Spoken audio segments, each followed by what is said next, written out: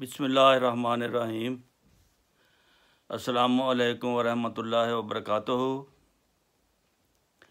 ناظرین، آج ہومیوپیتھک کی ایک دوائی جس کا نام پائروجینم ہے، اس کے بارے میں ہم آپ کو کچھ اپنے علم کے مطابق معلومات دیں گے کہ اس کا کیا کیا فائدہ ہے اور کس کس جگہ آپ اسے فائدہ اٹھا سکتے ہیں۔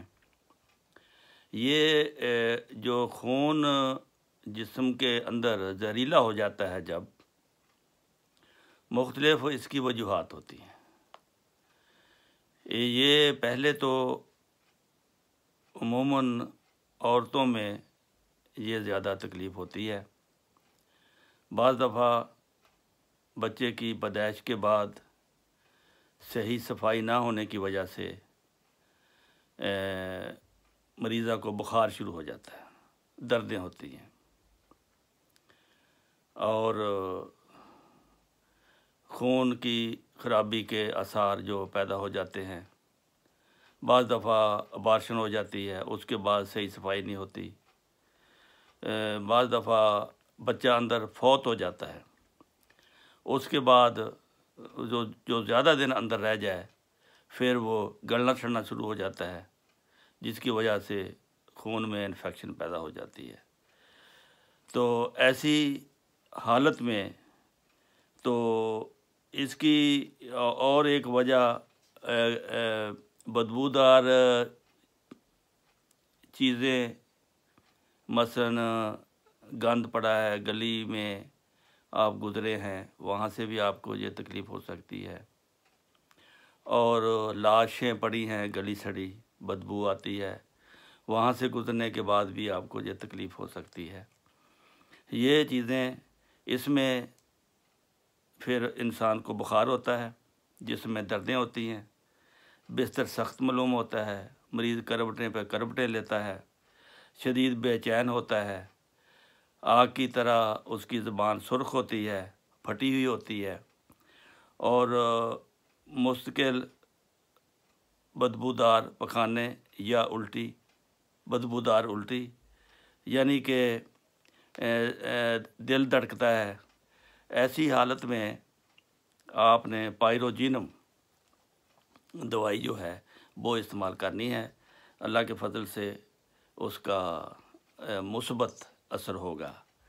اگر اس کو سلفر کے ساتھ ملا لیا جائے، مثلا 200 کی سلفر اور 200 پوٹینسی سلفر ہو اور 200 پوٹینسی پائروجینم ہو، ان کو ملا کر اگر دیں، یہ بہت ہی اچھا نسخہ ہے ایسے مریضوں کے لیے، خاص طور پر سوتک کا بخار، خون کی خرابی، مردہ بچے کا پیدا ہونا یا جسم کے اندر رہنا مردہ بچہ زیادہ دیر، یا صفائی نہ ہونا عورتوں کی خاص طور سے، یہ بہت ہی ان کے لیے تیر بہدف ہے اور ایک نعمت سے کم نہیں ہے۔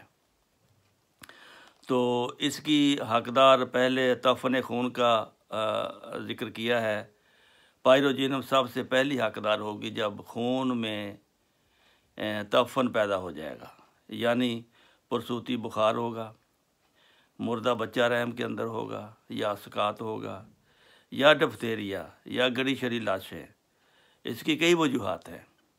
ان سب میں اس کی علامت یہ ہوگی کہ اخراجات بدبودار ہوں گے، جسم میں دردیں ہوگی، مریض کربٹیں لیتا ہوگا، شدید بے چین ہوگا، زبان آگ کی طرح سرخ اور کٹی پھٹی ہوگی، مستقل بدبودار قے اور بدبودار پخانے، دل کے پر بھی اثر کرے گی یہ دوائی۔ تو ایسی حالت میں پھر یہاں یہ ہسٹری ملے، وہاں پھر پائروجینم پہلی دوا ہوگی اور اس کو آپ استعمال کریں گے۔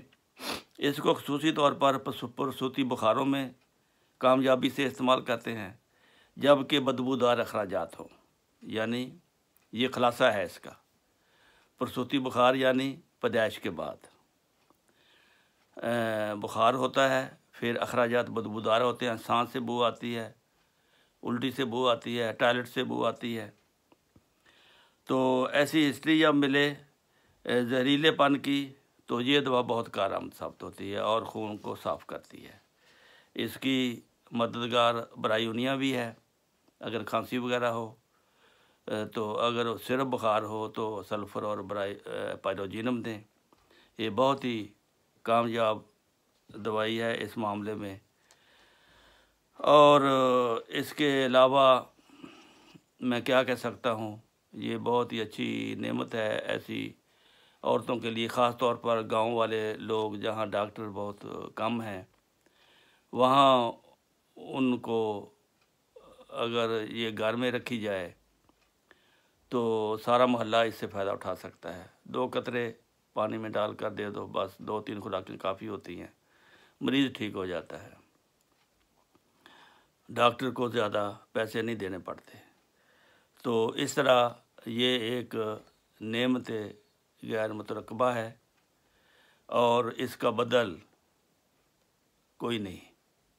بہت ہی کامیاب یہ دوائی ہے، اس کو وقت سے فائدہ اٹھائیں، اور خاص طور پر دیہاتی لوگ اس سے بہت فائدہ اٹھا سکتے ہیں کیونکہ وہاں پر اس قسم کے بہت زیادہ کیس ہوتے ہیں۔ تو اس کے علاوہ اگر زہریلا پن آپریشن کی وجہ سے بھی ہو گیا ہو، پھر بھی یہ دوائی کام آتی ہے۔ ٹائیفائڈ کی وجہ سے بھی یہ علامتیں پیدا ہو جاتی ہیں، تپ دق، ڈفتیریا، ملیریا، اسقاط، ان سب کی یہ وجوہات ہیں۔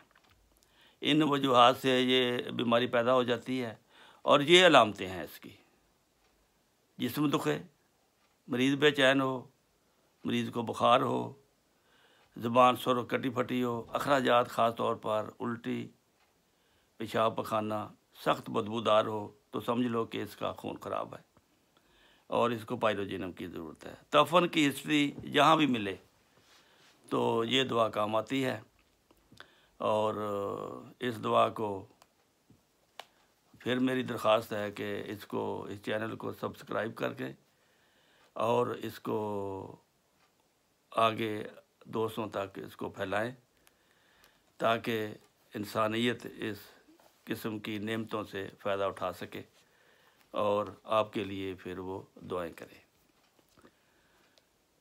آج کا یہی ہے، وقت بھی ختم ہو گیا ہے۔